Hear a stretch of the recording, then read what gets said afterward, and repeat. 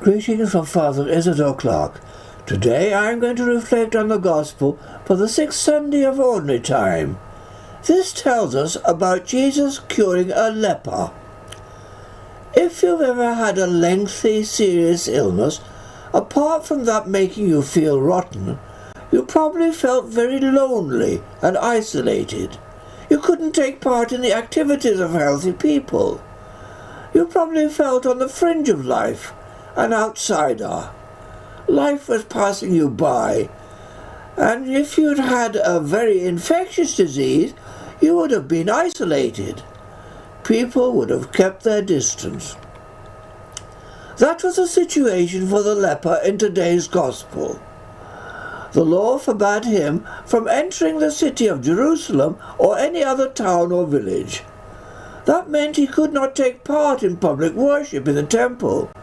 He was cut off from the social and religious life of the community. He was rejected by all. He must have felt very lonely. When Jesus cured the leper, he changed all that. Not only did the leper become healthy, but now he was accepted by the community. He could take a full part in his social and religious life. He could mix with his family and friends and join them in worship. Jesus brought the outsider into the community.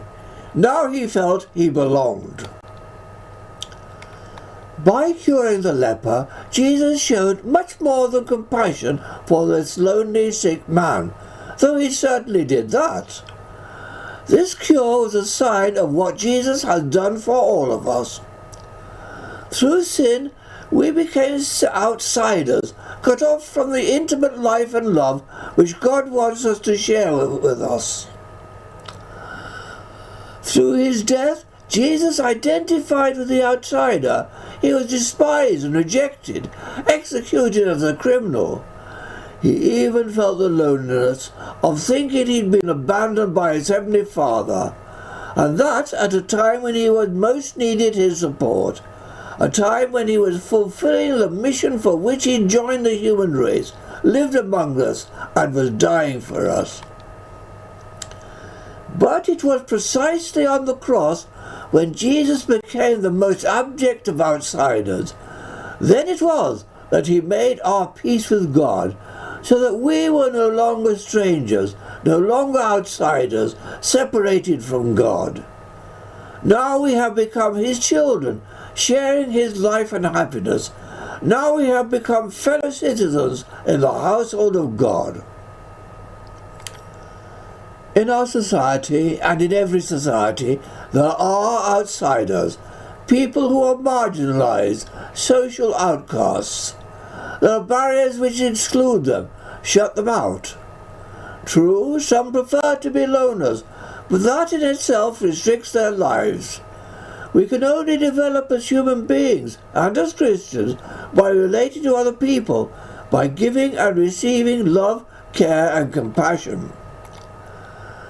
But we can also force people into becoming outsiders by putting up barriers to shut them out of our lives.